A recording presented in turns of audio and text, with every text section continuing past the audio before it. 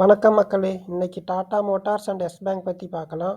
யாரெல்லாம் டாடா மோட்டார்ஸ் வச்சிருக்கீங்களோ, அவங்களுக்கு வந்துட்டு டீமெர்ஜர் பண்ணியிருப்பாங்க டாடா மோட்டார்ஸ் வந்துட்டு. டாடா மோட்டார்ஸ் வந்து Tata motors passenger vehicle and Tata motor commercial வெஹிக்கிள்னு டீமெர்ஜர் ஆயிருக்கும். இப்போ 10 டாடா மோட்டார்ஸ் வச்சிருக்காங்கன்னா, அவங்களுக்கு 10 ஷேரு டாடா மோட்டார் பேசஞ்சர் வெஹிக்கிளும், 10 ஷேரு டாடா மோட்டார்ஸ் கமர்ஷியல் வெஹிக்கிளும் கிடைக்கும். இதுக்கு முன்னாடி ஆல்ரெடி யாரெல்லாம் டாடா மோட்டார் டிவிஆர் கன்சிடர் பண்ணியிருந்தீங்களோ, அவங்களுக்கு வந்து மெர்ஜ் பண்ணும்போது டாடா மோட்டாரா மெர்ஜ் பண்ணியிருப்பாங்க. டாடா மோட்டார் டிவிஆர் 10 ஷேர் வச்சிருந்தாங்கன்னா, டாடா மோட்டார் வந்து 7 ஷேர் கிடைச்சிருக்கும். ஸோ, இப்ப வந்து அதுக்கான டீமெர்ஜர் பண்ணிட்டு நேம் சேஞ்சுக்கான அப்டேட் வந்து நம்மளுக்கு மெயில்ல வந்திருக்கும். ஸோ, எல்லாரும் மெயில் செக் பண்ணுங்க. Tata motor passenger vehicle and Tata motor commercial வெஹிக்கிள்க்கு அப்டேட் மெயில் வந்திருக்கும். அதே மாதிரி நம்மளோட புரோக்கரேஜ் ஜெரோதா க்ரோ ஆப்பில் பார்த்தீங்கன்னா, டாடா மோட்டாருங்கிறது வந்து இப்போது டாடா மோட்டார் பிவின்ற நேமில் சேஞ்ச் ஆகிருக்கும். ஆக்சுவலாக அதுக்கு முன்னாடி டாடா மோட்டார்னு ட்ரேட் ஆகிட்டு இருந்தது. இப்போ வந்து டாடா மோட்டார் டிஎம்பிவின்னு ட்ரேட் ஆகிட்டு இருக்கும். இன்னும் யாருக்கும் டாடா மோட்டார் கமர்ஷியல் வெஹிக்கிள் வந்து ஜெரோதாலேயோ க்ரோவ்லேயோ கிரெடிட் ஆகிருக்காது. அது வந்து நவம்பர் ஃபஸ்ட்டு வீக்கில் தான் கிரெடிட் ஆகும்.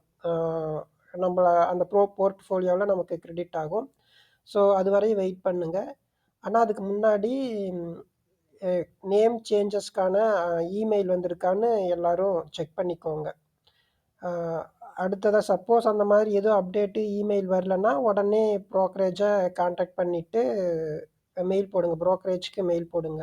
இந்த மாதிரி நேம் சேஞ்சஸ்க்கான அப்டேட் எதுவும் வரல, இன்னும் உங்களுக்கு டாடா மோட்டார் டிஎம்பிவின்னு நேம் சேஞ்ச் ஆகலை, அந்த மாதிரி இஷ்யூ இருந்துச்சுன்னா உங்களோட ப்ரோக்கரேஜ்க்கு மெயில் போடுங்க. ஸோ அடுத்ததாக எஸ் பேங்க் பற்றி கமெண்ட்ஸ் பண்ணியிருந்தீங்க.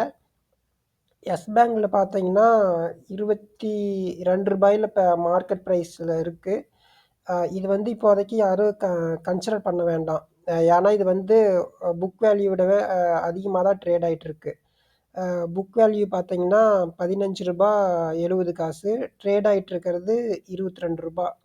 இதில் அட்வான்டேஜ்னு பார்த்தீங்கன்னா எஸ் பேங்க்கில் எதுவுமே இல்லைங்க. பார்த்தீங்கன்னா தெரியும்.